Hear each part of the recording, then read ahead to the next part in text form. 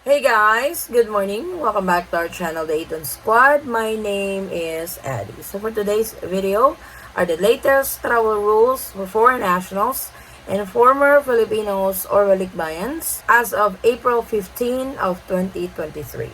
Here are your travel checklists. Details coming right up.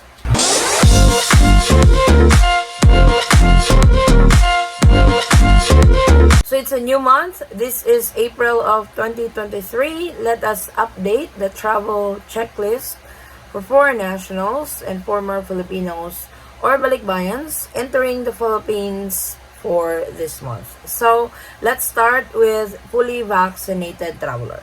If you are a fully vaccinated traveler, you don't need any negative RT-PCR test or negative antigen test to show the airline or during the check-in process. What you need is your valid passport, your e-travel registration. Yes, e-travel registration is still in place to all inbound travelers to the Philippines, regardless of the age. You have to register within 72 hours prior to departure. If you are fully vaccinated, you have to have your vaccination certificate or vaccination card. So, for example, that is your CDC white card if you got vaccinated in the US.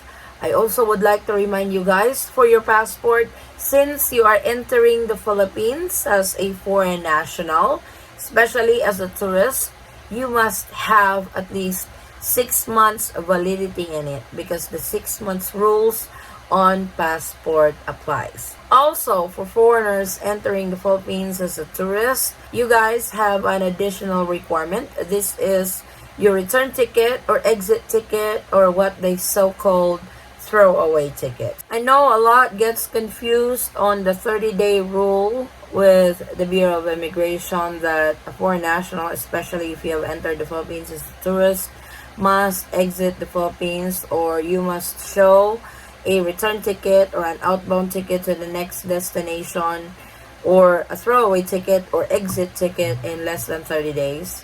I know it doesn't make sense because if you are traveling to the Philippines and staying here longer, you can actually extend your stay by applying for an extension of your visa. But unfortunately, this is a rule. So to those who are staying in the Philippines longer, make sure that you have an exit ticket in less than 30 days to satisfy this requirement. What most foreigners do when it comes to this requirement is they would rent an exit ticket, or they buy a very inexpensive ticket like flying from the Philippines to Malaysia or flying from the Philippines to Indonesia, just to satisfy the requirement that you are exiting the Philippines in less than 30 days. I know it doesn't make sense, but hey, that's the rule, and it's better to have it on hand and don't have it when they ask. You can actually get denied from boarding. So make sure to take note of that. So for unvaccinated traveler to the Philippines, for foreign nationals or former Filipinos or Balikbayans, they have not dropped this requirement yet. You are still required to submit a negative antigen test within 24 hours prior to departure, or you can do an RT-PCR test, which is within 48 hours prior to departure. So this is optional. That's really up to you guys which one you want to do. You want to do the antigen or you want to do the RT-PCR test. But this requirement is still up.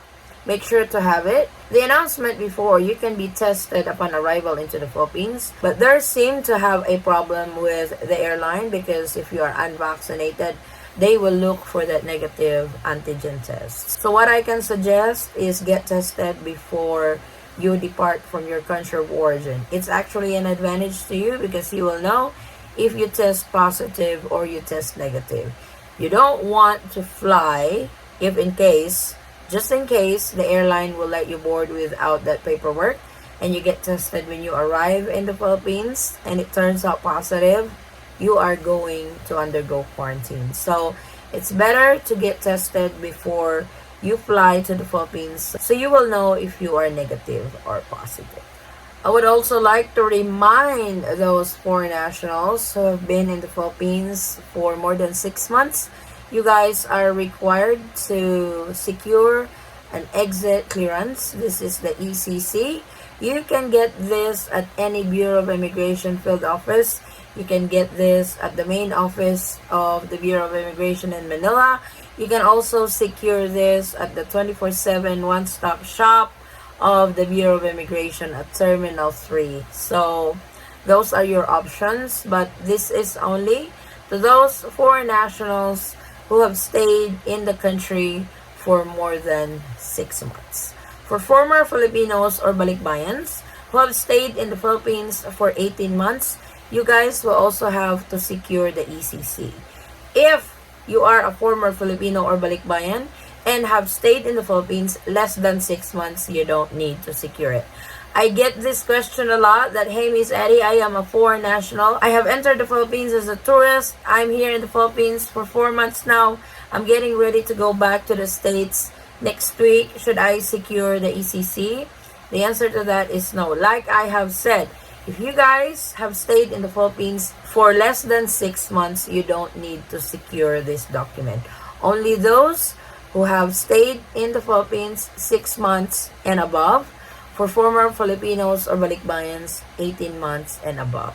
So I hope we are clear on that. Booster shot is not mandatory. I still get a lot of inquiry on this. Like, hey, Miss Addie, I got 2 shots of the Pfizer.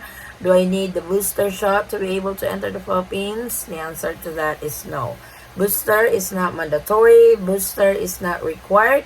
It's highly encouraged, but it's not a requirement for you to enter the Philippines. If you are vaccinated with a 2-dose series of COVID-19, then you're good to go. You are considered fully vaccinated. Let me review to you guys the definition of a fully vaccinated traveler. So if you have been vaccinated with the 1-dose series, which is Johnson & Johnson, you must have been vaccinated with it to be fully vaccinated more than 14 days. So, for example, you got vaccinated with J&J on April the 1st.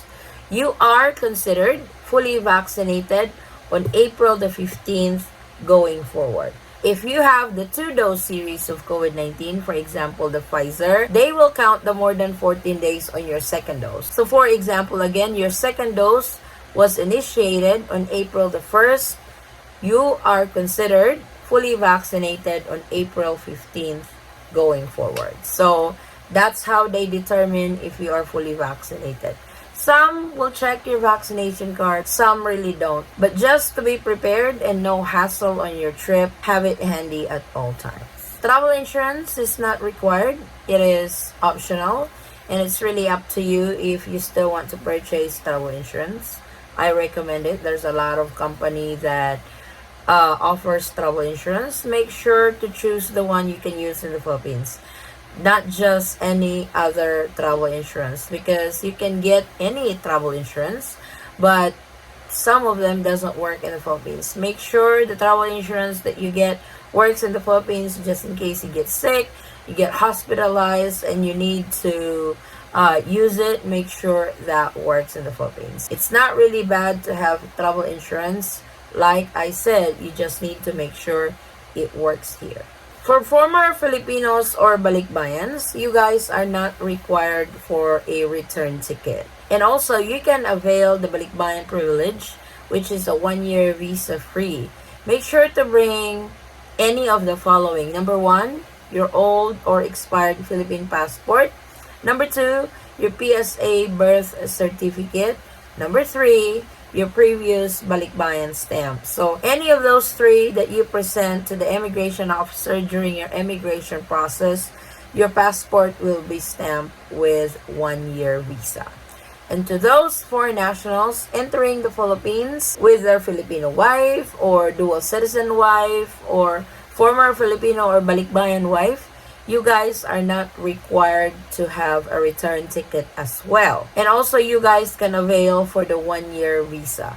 Make sure to bring your marriage certificate because that will be checked by the immigration officer during your immigration process. So that pretty much covers the travel checklist for foreign nationals and former Filipinos or Balikbayans. Like I said, make sure to register with eTravel within 72 hours prior to your departure. This is of all ages. If you guys are traveling as a family of 5, meaning you must have 5 QR code entering the Philippines for your arrival process. So this is our latest travel updates to the Philippines as of April 15 of 2023. Thank you guys so much for watching. If you have any questions, concerns, or inquiries with regards to this video or in any of our travel related videos, please comment it down below and I will try to get back to you guys as soon as I can. And if for some reason I have forgot something on this video that needs to be added, hey, by all means, comment it down below and I really appreciate it, guys. Again, guys, thank you so much for the continued support and trust to our channel and to our family. I hope to see you on our next travel update. Stay safe, stay healthy, and God bless everyone.